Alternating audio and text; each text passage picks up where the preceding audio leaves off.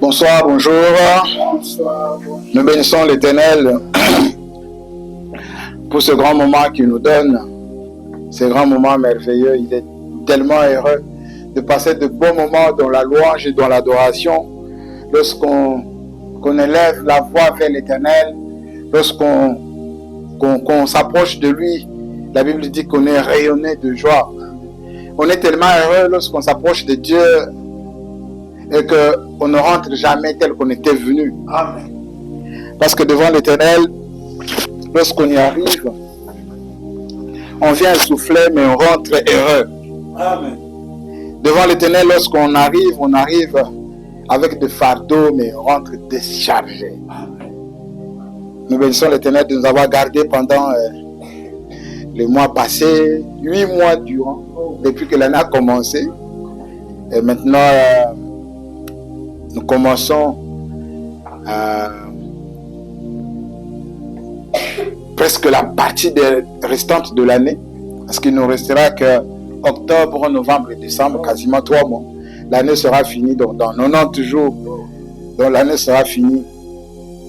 Mais Dieu est tellement merveilleux. Nous bénissons Dieu pour tout ce qui est venu là, pour tout ce qui est là ce soir, même ceux qui nous suivent à travers les radios et qui nous suivent sur les réseaux sociaux, sur nos réseaux sociaux, partout où vous nous suivez. Nous bénissons Dieu pour votre présence. Comme vous le savez que dans cette église, nous sommes habitués à parler de la part de Dieu. Et dans cette église, nous sommes habitués à développer un verset après un autre verset. Et que depuis que cette église a commencé le 11 août, nous continuons toujours sur ce grand thème intitulé « Notre Père ».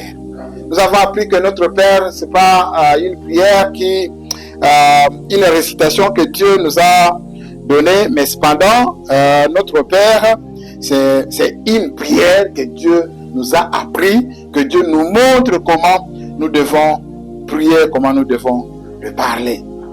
Alors, le vendredi dernier, nous avons entamé un sujet intitulé « Que ton règne vienne ». Que ton règne vienne, nous avons commencé.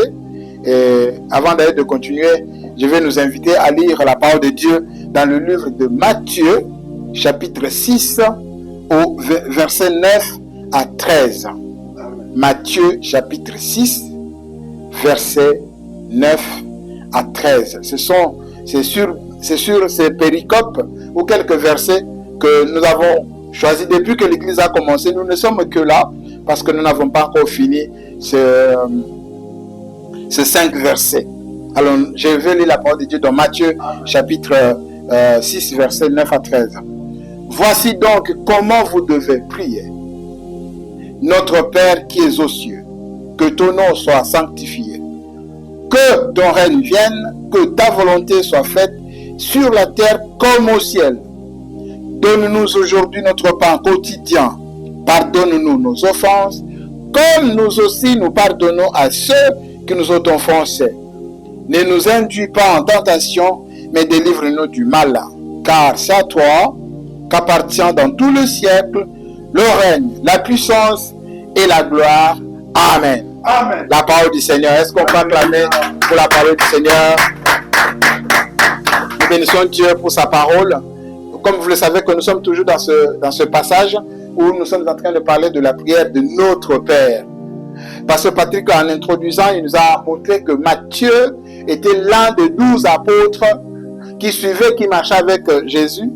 Et Matthieu, au départ, n'était pas, avant de devenir apôtre, il était d'abord un collecteur d'impôts. Ça veut dire qu'il travaillait à la direction générale des impôts.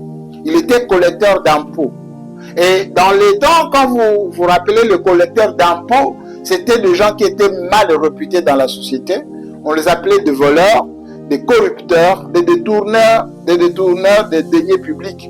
Même dans notre pays, nous sommes conscients, nous savons que ceux qui travaillent dans des régies financières, ils sont chaque fois accusés d'être voleurs, de détourneurs.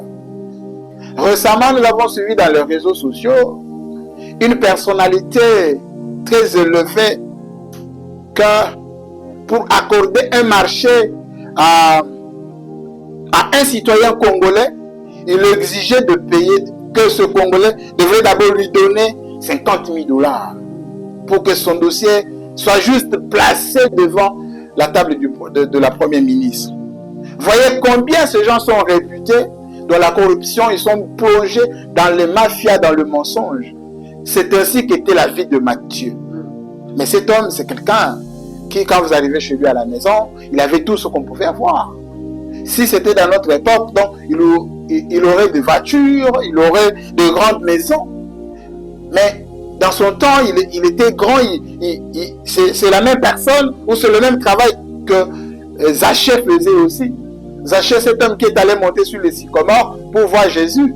Et lorsque Christ est entré dans sa vie, pas seulement dans sa maison, mais dans sa vie, Zachée a dû tout abandonner. Il a dit, si j'avais volé le bien d'autrui, je vais rembourser au triple. C'était ainsi la vie de Matthieu. Mais Matthieu, lorsqu'il a été appelé par Jésus, qu'il est venu au Seigneur, c'est lui qui est l'auteur de ce livre. Et Matthieu nous présente les origines de Jésus. Ici, il nous montre réellement que Jésus est le Messie qui devait venir. Et ici, au chapitre 6, ce sont les sermons qu'on appelle les sermons à la montagne. Donc, les prédications que Christ est en train d'enseigner, pas à tout le monde, mais à ses disciples. Et il leur dit que lorsque vous priez, voici comment vous devez prier. Vous devez prier notre Père. Dieu, en Israël, les gens, lorsqu'ils priaient Dieu d'Isaac, de Jacob et de ceci. Ils se référaient à ces patriarches. Mais cependant, lorsque Jésus est venu, Jésus leur apprend que Dieu, il n'est pas seulement le Dieu d'Isaac, de Jacob et d'Israël, mais il est votre Père. Et nous le savons très bien que demain, lundi, ça sera la rentrée pour tous ceux qui sont parents et qui ont des enfants. Et les enfants nous ont tourmentés tout ce mois, les uniformes, les cahiers, les frais scolaires et tout ça. Pourquoi? Parce qu'ils savent que c'est nous les parents qui devrions prendre en charge leur scolarité. Et c'est pourquoi ici, l'apôtre, en écrivant ceci, il est en train de répéter les paroles du Seigneur qui dit que Dieu est notre Père. Dieu étant notre Père, nous sommes obligés de lui demander tout ce que nous avons besoin. Cependant, en lui demandant tout ce que nous avons besoin, il ne répond toujours pas à tout ce que nous lui demandons. Parce que c'est un Père responsable.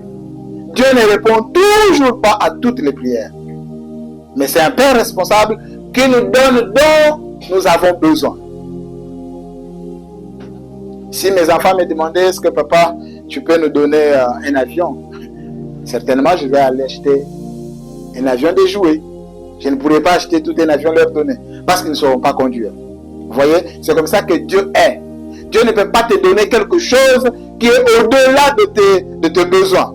Il ne peut pas te donner quelque chose que tu ne peux jamais supporter.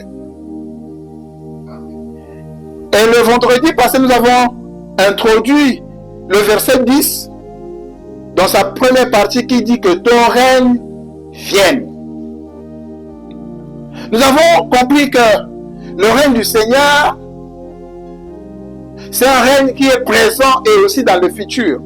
C'est un règne sur terre. Ce règne se manifeste dans le cœur de ceux qui ont cru en Jésus, de ceux qui sont appelés enfants de Dieu. Ils vivent de ce règne. Et lorsque nous disons que le règne de Dieu doit venir, ce règne doit venir parce que nous dépendons de lui. Toute notre vie dépend de Dieu. Ça ne dépend pas de nos connaissances, ça ne dépend pas de tout ce que nous sommes, mais ça dépend de lui. Je vais donner cet exemple de quelqu'un qui est à l'hôpital sous bonbonne. Sa vie n'est que liée à ce petit fil qui le lie du bonbonne jusqu'à son nez pour respirer. Une fois qu'on débranche, cet homme n'a plus de vie. Ainsi est notre vie en Jésus-Christ. En Christ, nous dépendons de lui. Voilà pourquoi ici, Christ nous dit que son règne doit venir. Nous avons appris au premier. Parce qu'après tout ceci, nous avons parlé du premier point qui était le règne souverain de Dieu. Dans le règne souverain de Dieu, nous avons compris que Dieu est le maître de temps et de circonstances. Nous avons compris que Dieu, c'est lui qui règne, c'est lui qui dirige, c'est lui qui domine, c'est lui qui contrôle tout ce qui existe sur la terre. Nous avons compris que la majorité des personnes ne veulent pas la souveraineté de Dieu. Les gens n'aiment pas que Dieu le contrôle. Les gens n'aiment pas que Dieu soit le maître de leur vie. Les gens n'aiment pas que Dieu soit celui qui dirige leur vie. L'homme aime être égal à Dieu. Voilà pourquoi vous entendrez l'interprétation de ce livre de Psaume 82 où David est en train de dire que vous êtes des dieux. Les gens prennent ce verset pour se dire, nous sommes des petits dieux. Bien-aimés dans le Seigneur, nous ne sommes pas de petits dieux.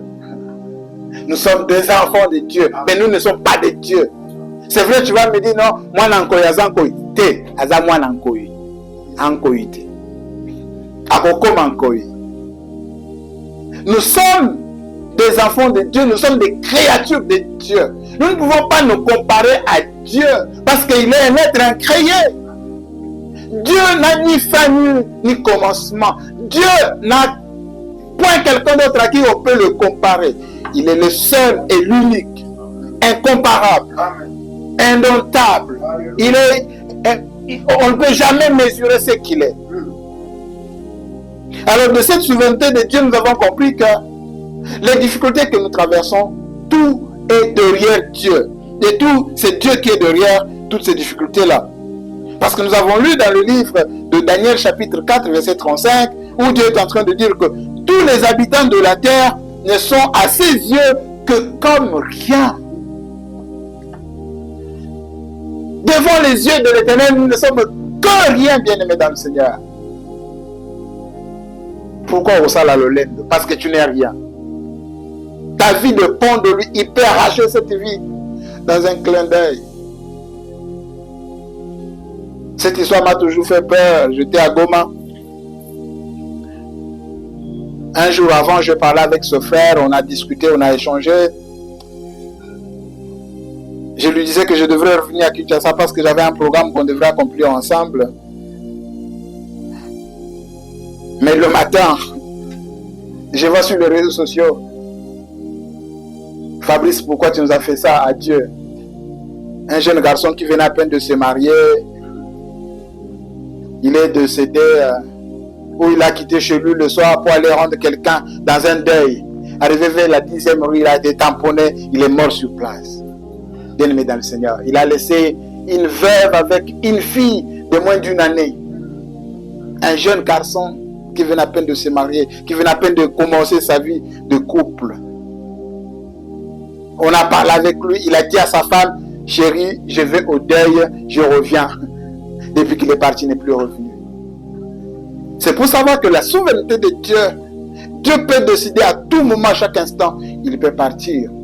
J'ai toujours dit à mes enfants, à ma femme, qu'un jour on vous apprendra que je suis parti, ne vous inquiétez pas, parce que je suis disposé à partir. Tous les habitants de la terre ne sont à ses yeux que comme rien. Il agit selon sa volonté avec l'armée du ciel et avec les habitants de la terre, et nul ne peut lui résister et lui demander que fais-tu.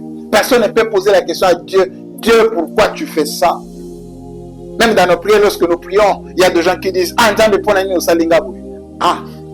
qui es-tu, toi humain? Tu poses la question à Dieu,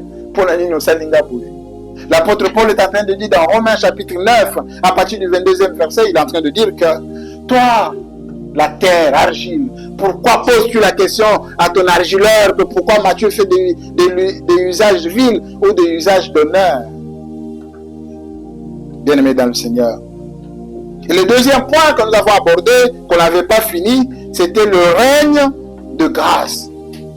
Nous avons compris que dans notre vie personnelle, le règne de Dieu se manifeste par sa grâce. Lorsque nous acceptons Christ comme Sauveur et Seigneur, nous devenons participants à ce règne spirituel. Et nous avons défini la grâce que la grâce est l'amour inconditionnel et gratuit de Dieu envers l'humanité pécheresse. C'est un don qui nous est offert par Christ à la croix. À la croix, Christ s'est donné lui-même. Regardez ce qui s'était passé. Dieu, quand il a créé l'humanité, il a créé la terre, il a créé toutes ces choses qui existent, et il a créé l'humain, il a créé l'homme. Il a dit, créons l'homme à notre image, et que cet homme nous ressemble, que cet homme soit comme nous. Mais dans le jardin dedans, il plaça deux arbres, l'arbre de connaissance de bien et du mal, et il dit à l'homme et à sa femme que vous ne toucherez pas à cet arbre. Cependant, le diable doit venir un soir pour mentir à la femme, dire à la femme que, écoute, est-ce que Dieu vous a-t-il réellement dit que si vous mangez l'arbre, vous ne mourrez pas? Écoutez bien la tendance de cette question. La tendance de cette question, c'est que le diable est en train de dire à l'homme et à sa femme, ou à la femme particulièrement, en disant, Dieu c'est un menteur. Dieu vous a menti. Pourquoi? Parce que Dieu sait que le jour où vous en mangerez, vous deviendrez comme lui. Vous deviendrez des dieux. Alors Dieu, en ce moment-là, il peut être votre collaborateur, donc vous pouvez aussi créer, parce que Dieu a créé. Vous pouvez aussi intimer de l'ordre, et puis la terre va exécuter, parce que vous deviendrez comme des dieux. La femme ayant compris ça, ok, je dois devenir comme Dieu. C'est ça l'égoïsme qui est sur la terre, dans le cœur de beaucoup de gens. Les gens veulent devenir comme Dieu, ils ne veulent pas rester à leur place. Et c'est comme ça que la femme va manger le fruit. Parce qu'elle a voulu prendre la place de Dieu, devenir comme Dieu, devenir égal à Dieu. Et ça énervait Dieu. C'est pourquoi Dieu les a chassés. Et l'homme, la Bible est en train de dire que Adam trouva grâce aux yeux de l'Éternel. Lui qui a péché, lui qui était condamné, abandonné. Parce que si vous lisez la Bible, vous allez comprendre qu'au chapitre 1er, Dieu est en train de Genèse, Dieu est en train de créer la terre. Au chapitre 2, il est en train de placer l'homme et tout ça. Au chapitre 3, à partir du verset, au chapitre 3, l'homme va pécher et il est chassé du jardin d'Éden. Alors l'histoire est finie parce que la Bible dit, l'âme qui pêche, c'est celle qui mourra. Donc, comme l'homme avait péché, donc l'homme était mort.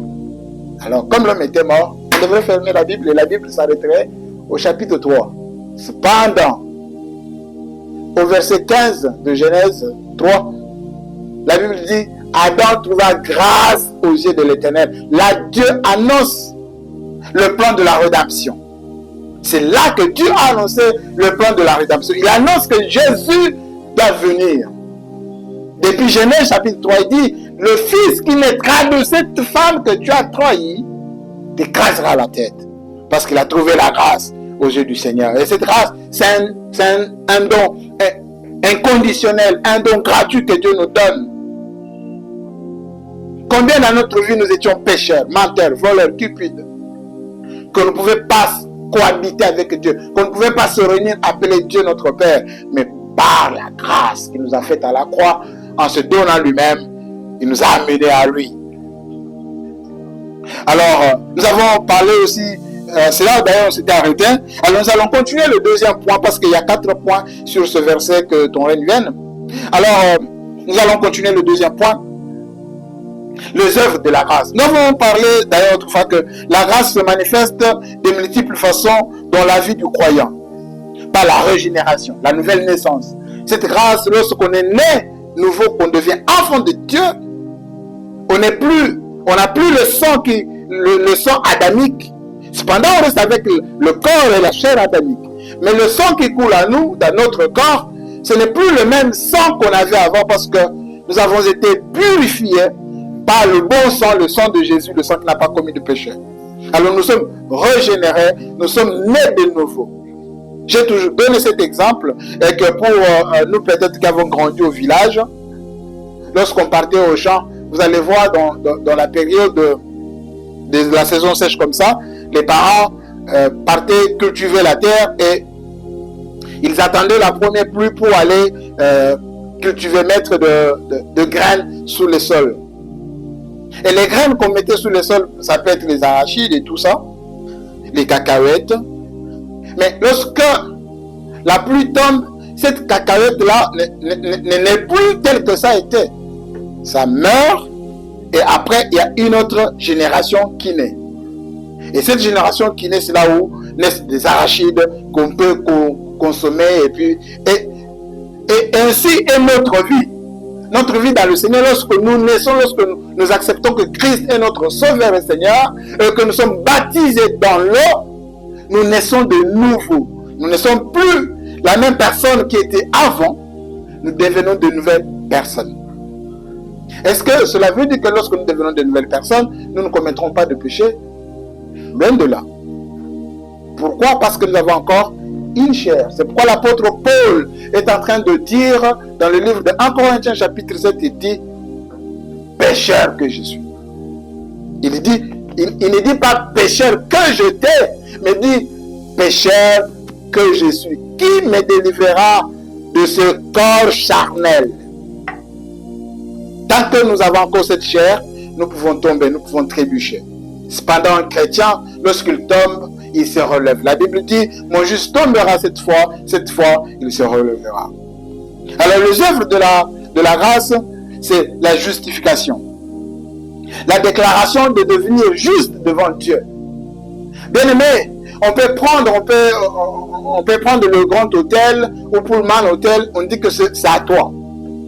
Et on prend des millions de dollars, on place là-dedans, on dit c'est à toi. On te donne tout ce que tu veux sur la terre, on te place là. Tu ne feras jamais une minute sans commettre un péché. Jamais.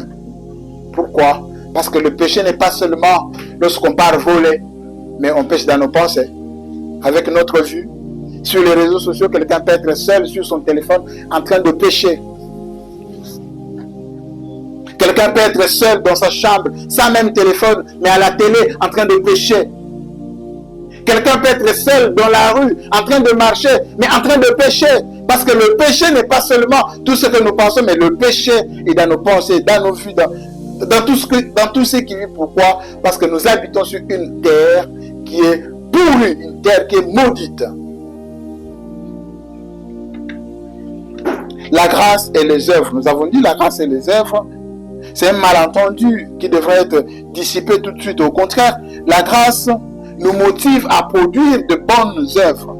Mais ces œuvres sont le fruit de la foi et non le fruit du salut.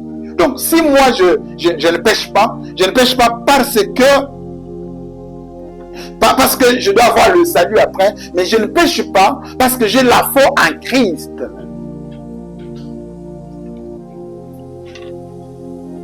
Le règne de Dieu, c'est une réalité spirituelle.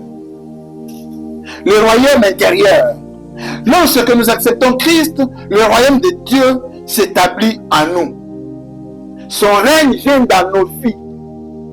Il prend le volant, le contrôle de notre vie. Il continue, il commence à contrôler nos pas. Il contrôle tout ce que nous faisons. Et le Saint-Esprit transforme notre cœur et nous donne un nouveau désir de vivre selon la volonté de Dieu. C'est pourquoi on ne peut jamais trouver un chrétien qui est né de nouveau en train d'injurier. On ne peut jamais trouver un chrétien né de nouveau en train de pécher. On ne peut jamais trouver quelqu'un chrétien né de nouveau mais en train d'avoir encore le désir des choses de la terre. Le règne de Dieu, lorsqu'il est spirituel, la croissance devient aussi spirituelle. Le règne de Dieu en nous, c'est un processus continu. Et nous sommes appelés à grandir en grâce et en connaissance de notre Seigneur Jésus-Christ. Nous sommes appelés à aller de l'avant. Lorsqu'on connaît Jésus-Christ, bien aimé dans le Seigneur, on ne s'inquiète plus de rien. Autrefois, j'avais évoqué cette affaire de la louange qui brise de chaînes. Nous avons dit que la louange ne brise pas de chaînes. Parce que lorsque Paul et Silas chantaient, cette louange-là n'a jamais brisé de chaînes. C'était Dieu qui était descendu pour briser le chaîne. Parce que lorsque eux chantaient, ils ne chantaient pas pour que Dieu descende du haut du ciel pour les délivrer de ce chaîne. Pour preuve que ces personnes sont restées là quand même que les chaînes ont été brisées. Ils sont restés dans la prison en disant libérez-nous la journée, ce n'était pas la nuit que vous devez nous libérer. Ils n'ont pas fui parce que les portes de la prison étaient restées ouvertes. Mais ces gens sont restés là-bas. Donc la loi n'avait pas brisé le chaîne. Le royaume à venir, bien que nous goûtions déjà au royaume de Dieu ici sur la terre, nous attendons avec impatience le jour où Christ reviendra et établira son règne de manière parfaite et éternelle. tant qu'enfant de Dieu, le règne de Dieu, il est spirituel et il est physique. Nous l'avons démontré au premier point que le règne de Dieu qui est physique, c'est lorsque nous sommes malades, nous sommes heureux. Lorsque nous manquons quoi manger, nous sommes heureux. Lorsque rien ne marche dans nos vies, nous sommes heureux parce que nous ne dépendons plus de nous, mais nous dépendons de lui. J'avais donné l'exemple que l'apôtre Paul est en train de dire aux Galates que si moi je vis, ce n'est plus moi qui vis, mais c'est la vie de Christ qui vit en moi. Alors, quelle est l'implication de cette grâce? Lorsque le règne de Dieu vient dans notre vie par la grâce, nous avons une vie de gratitude. La grâce de Dieu nous appelle à une vie de gratitude. Reconnaissant que tout ce que Dieu a fait pour nous, nous désirons le servir de tout notre cœur. Tout ce que Dieu a fait dans nos vies.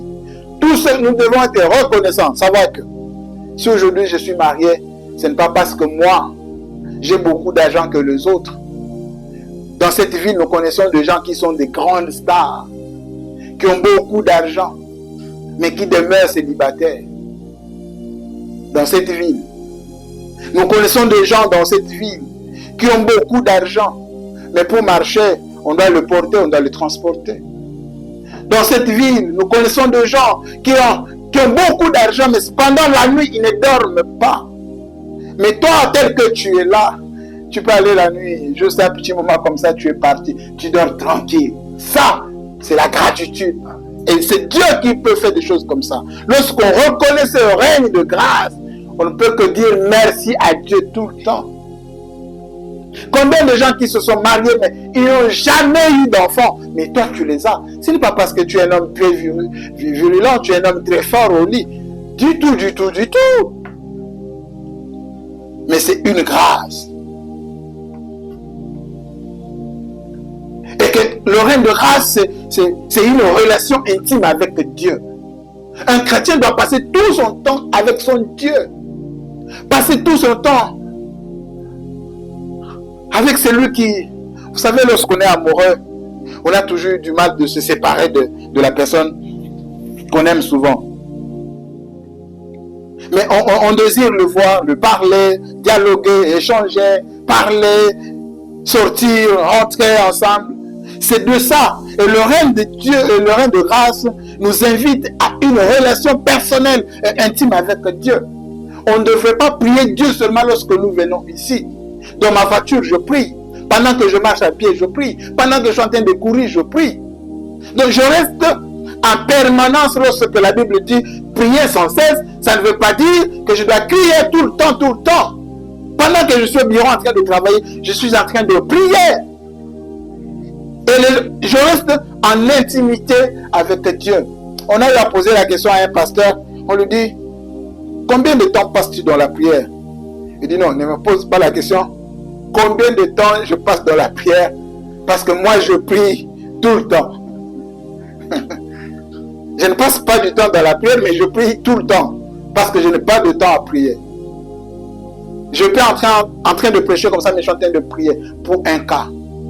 Je peux en train de travailler, mais je suis en train de prier pour un cas. On reste dans l'intimité avec Dieu. Nous pouvons nous approcher de lui avec confiance, sachant qu'il nous a aimés infiniment. On ne peut pas s'approcher de Dieu, bien-aimé dans le Seigneur, si on n'a pas confiance.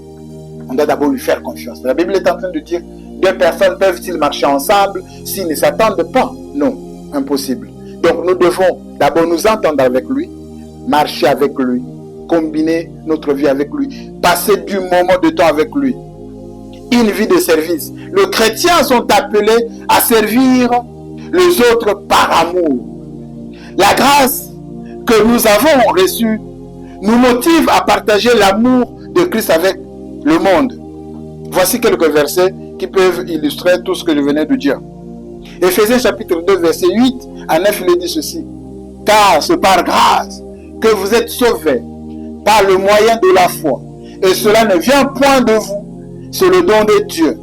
Ce n'est point par les œuvres afin que personne ne se glorifie. Bien-aimés dans le Seigneur, cette grâce, nous l'avons de la part de Dieu. Et nous sommes appelés à partager l'amour avec les autres. L'amour, je ne peux pas voir mon frère en train de souffrir et que moi j'ai quelque chose à partager avec lui, mais je le refuse. C'est impossible. On n'est pas enfant de Dieu. Mais on se met là dans la bande bagno comme non, bien aimé, pas signon c'est où ta canalisme. J'ai toujours évoqué cette affaire. Job a souffert, il n'avait commis aucun péché. Alors qu'il venait d'offrir les offrandes de pardon de péché pour sa femme, pour ses enfants, pour lui-même. Cependant, tout d'un coup, cet homme tombe malade.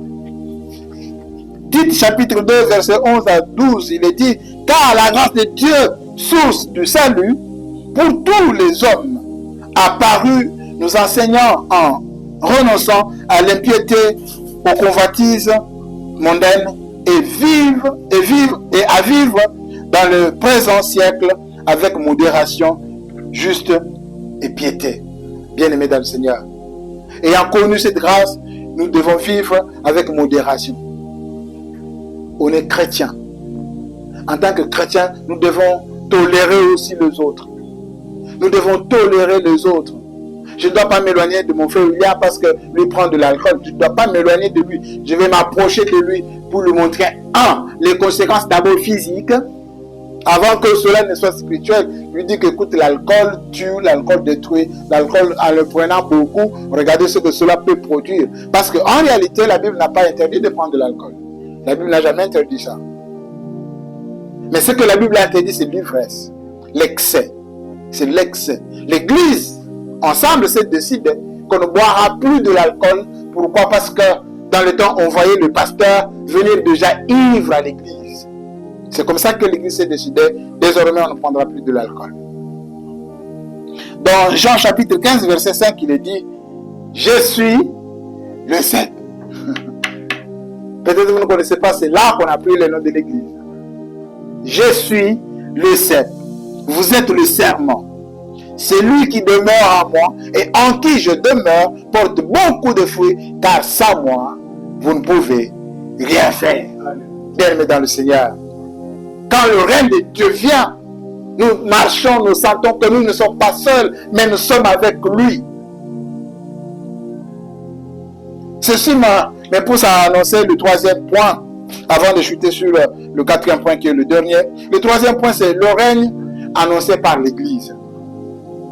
En tant qu'Église, nous avons la responsabilité d'annoncer le règne de Dieu.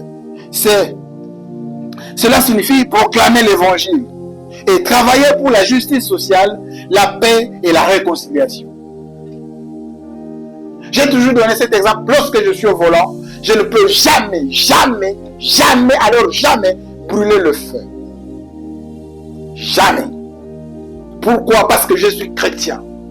En tant que chrétien, quand je marche, je dois annoncer l'évangile par des exemples sociaux. Aujourd'hui, si vous partez en Suisse, c'est un pays chrétien. Vous allez trouver qu'il y a des samedis ou il y a 2 mois où en Suisse, on nettoie les rues avec du savon. Aujourd'hui, en Suède, on est en train de fermer des prisons parce que les malfaiteurs sont en train de diminuer. Pourquoi? Parce que ce sont des pays chrétiens. Et ils ont établi une justice dans la vie, dans la ville, dans le pays, et qu'on ne peut jamais détourner les deniers publics. Mais remarquez dans notre pays que ceux qui nous dirigent, ils se disent qu'ils sont de chrétiens. Mais cependant, on a un pays qui est trop sale.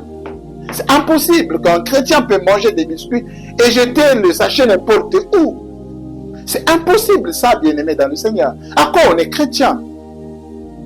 On ne peut être jamais chrétien que dans la société où nous vivons de l'injustice. Lorsqu'on est chrétien, qu'on annonce le règne de Dieu, ce règne aussi, c'est sur ce plan social. Je ne peux pas être au travail, on vient me corrompre et moi accepter la corruption. Impossible. Pourquoi? Parce que je suis chrétien. Et de cette vie, j'annonce l'évangile. Quand même qu'on me dira, écoute, prends 50 000 $, prends 100 000 $, et que je pourrais m'acheter une maison, je pourrais m'acheter ceci. Mais dans mon cœur, je saurais que ça, je l'ai eu par corruption. Ce n'est pas le fruit de mes efforts. Alors qu'un chrétien, l'Église est appelée à annoncer l'évangile de Christ dans la paix et dans la réconciliation. Nous sommes appelés à être des agents du règne de Dieu dans notre communauté, en montrant aux autres que ceci signifie vivre sous la sonnerie du Seigneur. 1. La proclamation de l'évangile. L'annonce du royaume passe par la proclamation de la bonne nouvelle de Jésus-Christ. Il s'agit d'inviter les personnes à la repentance et à la foi en Jésus-Christ comme seul sauveur. Là, nous annonçons le règne de Dieu dans nos vies. Nous annonçons le règne de Dieu et que Dieu règne dans notre vie lorsque nous apportons l'évangile, nous proclamons l'évangile. L'évangile de Christ, bien aimé dans le Seigneur, ce n'est pas Yake Panayesu Robi Kisama. Non, ça ce n'est pas l'évangile de Christ. L'évangile de Christ, ce n'est pas Yake Panayesu, Posoko Nimelesu, Bando Kibakokima. Ça ce n'est pas l'évangile. L'évangile de Christ, ce n'est pas Yake Panayesu comme un millionnaire. Ça ce n'est pas de l'évangile. L'évangile, l'apôtre Paul est en train de définir l'évangile. L'évangile de Dieu, c'est une puissance de Dieu pour le salut de quiconque croit. La mise en pratique de l'évangile. L'annonce du royaume se manifeste aussi dans nos actions. Nous sommes appelés à témoigner de l'amour de Dieu en servant les autres, en luttant pour la justice et en promouvant la paix. On ne peut jamais trouver un chrétien dans les colportages, au Tonga, un chrétien. On ne peut jamais trouver un chrétien en train de formater des histoires pour nuire à l'autre. Ça, ce n'est pas le christianisme. Le règne de Dieu que nous attendons, que le règne qui est annoncé à l'Église, ne nous enseigne pas de telles choses. La formation des disciples. Annoncer le royaume, c'est aussi former des disciples, c'est-à-dire des personnes qui suivent Jésus-Christ de près et qui sont équipés pour partager leur foi avec les autres. Combien de fois nous voyons pas dans cette ville de gens qui se disent pasteurs, qui se disent apôtres, mais qui n'ont jamais passé sur le banc de l'école pour apprendre de la part de Dieu. Jésus-Christ lui-même, avant de commencer son ministère, il était capable de prendre les disciples, de prier pour eux et que le Saint-Esprit descende qui commence à enseigner sans passer par une école. Mais cependant, il a pris 3 années en train de les enseigner. La prière dont nous sommes en train de parler ici, c'est à la montagne où ils étaient. Donc, en Makis, il faut dire. Donc, où ils étaient en train de les enseigner. Ils étaient en train de les enseigner. Dans Luc chapitre 11, verset 52, il dit, malheur à vous, pharisiens. Vous avez ôté la clé de connaissance aux autres et vous empêchez les autres de ne pas entrer. Pour ceux-là qui critiquent, nous qui avons fait la théologie, qui nous critiquent, on n'étudie pas Dieu. D'accord, on n'étudie pas Dieu. Est-ce que tu peux aller à l'hôpital avec ton enfant, ou avec ta femme, ou avec toi-même? Tu arrives à l'hôpital, on te dit on doit t'opérer. On te dit bien on va t'opérer. Mais c'est un quado qui se présente avec ses ciseaux, tout ça. Tu accepteras que tu sois opéré par un quado? Pourquoi? Pourquoi tu n'accepteras pas? Tu refuseras parce que lui c'est un quado. Il ne maîtrise pas ton corps. Mais pourquoi vous partez dans ces églises où quelqu'un qui se réveille dès le matin, il se dit il est pasteur, il devient pasteur? On ne devient pas pasteur parce qu'on a fait la théologie. Non, on devient pasteur par appel.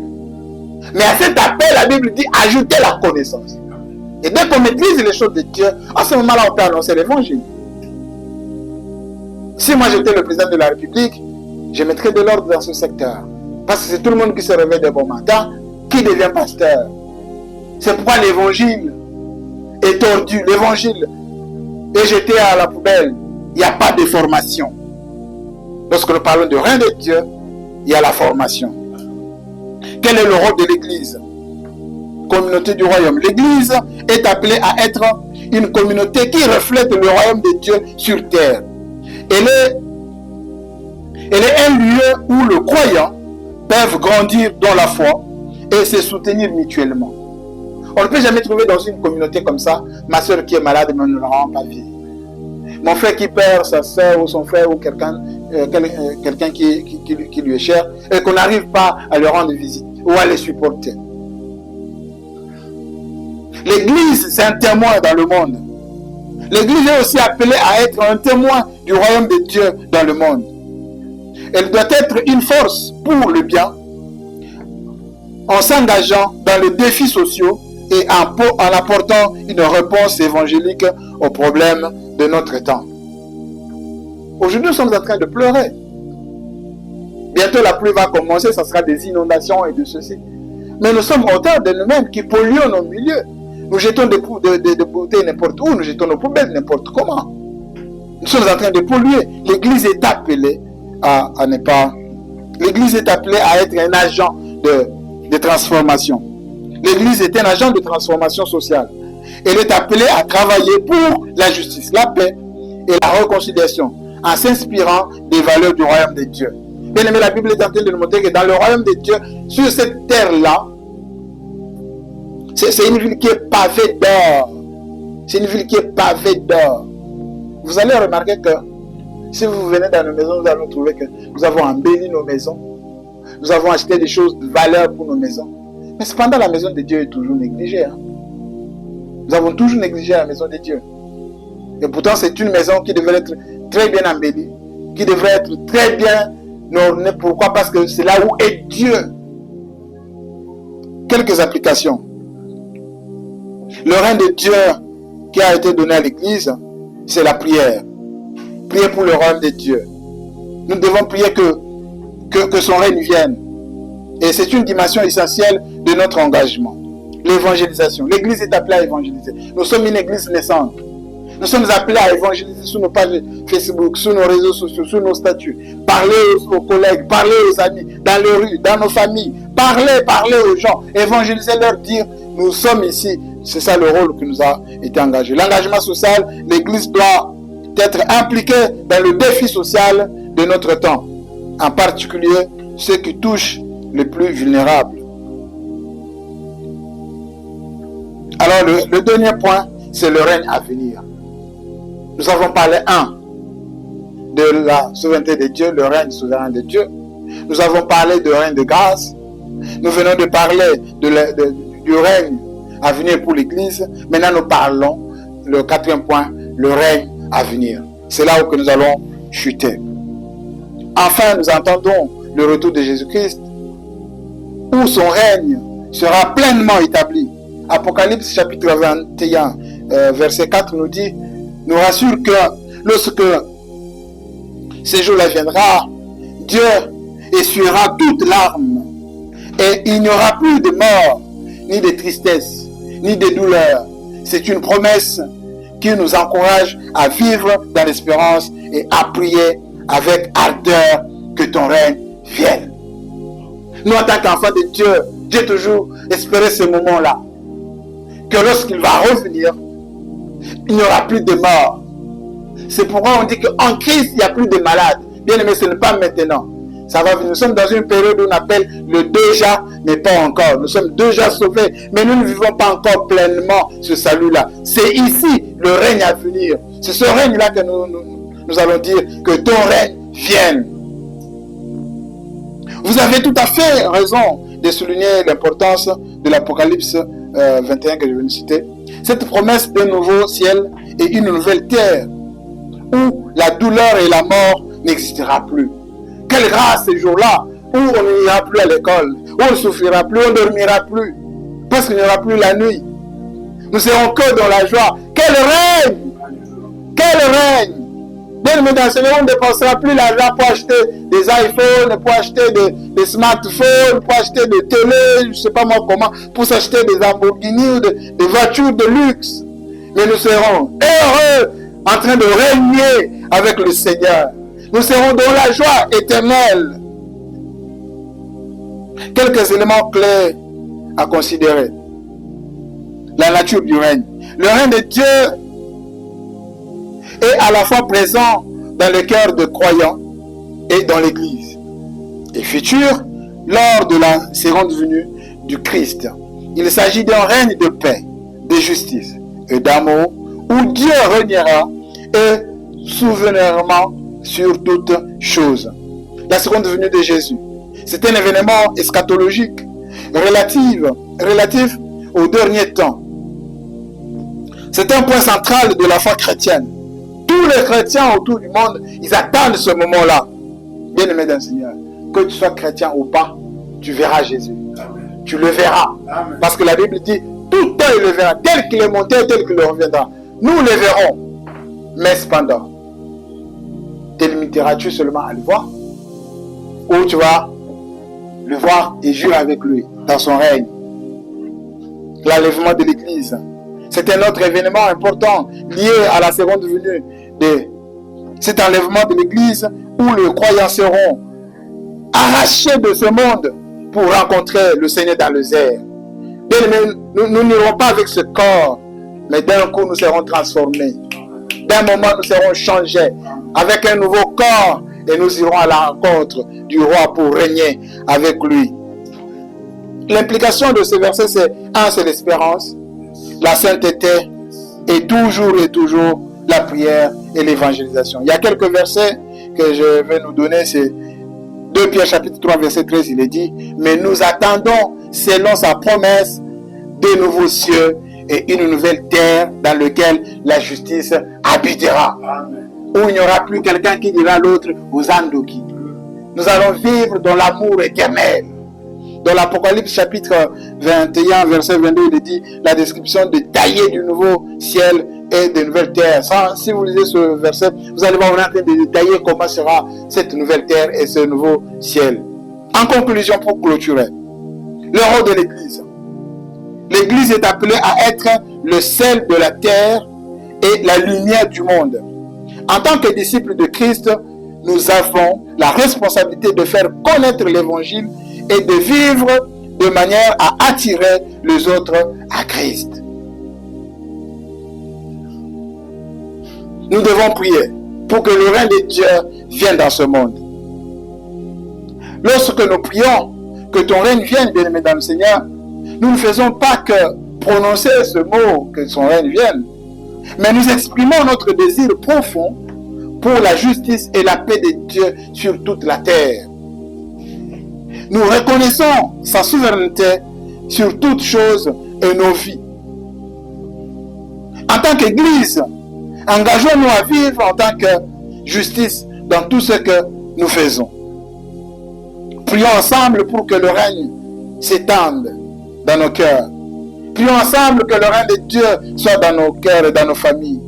Et que le règne de Dieu soit dans notre Église. Et que le règne de Dieu soit partout dans le monde. Et que cet appel résonne non seulement dans nos prières, mais aussi dans nos actions quotidiennes. Et que nous puissions manifester le règne de Dieu partout où nous sommes, au travail, à la maison, avec nos collègues, avec les amis à l'école. Que nous puissions annoncer l'évangile, que nous puissions proclamer l'évangile de Jésus. Que le règne de Dieu vienne vraiment, aujourd'hui, ici et maintenant, à jamais. Amen. Amen. Est-ce qu'on peut acclamer le Seigneur pour sa parole? Alléluia.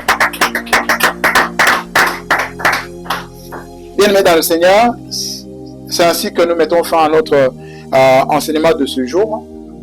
Cela ne veut pas dire que nous avons fini le verset. Vous voyez que nous n'avons entamé que une partie seulement du verset 10 qui dit que son règne vienne. Mais nous n'avons pas abordé la deuxième partie qui dit que ta volonté soit faite sur la terre comme au ciel. Ça, c'est un point aussi que nous allons développer dans les jours à venir. Soit ce sera Pasteur Patrick, soit ce sera encore moi-même qui reviendra pour développer encore ce point. Nous avons encore beaucoup d'autres choses à demander à Dieu dans cette prière. Comme Pasteur Patrick nous avait rappelé que ceci n'est pas une récitation, mais c'est une vie. C'est ce que nous venons de voir ce soir, que la prière de notre Père, c'est notre vie.